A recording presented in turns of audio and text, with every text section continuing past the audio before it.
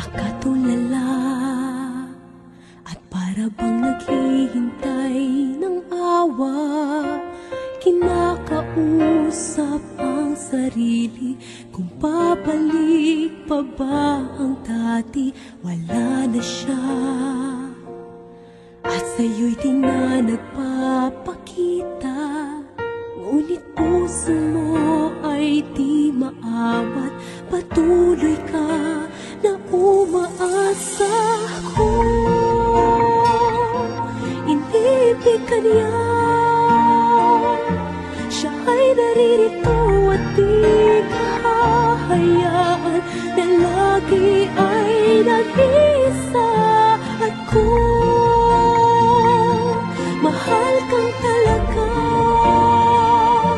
ay di niya gagawin maghihintay ka lang. Kung tunay na minamahal ka niya.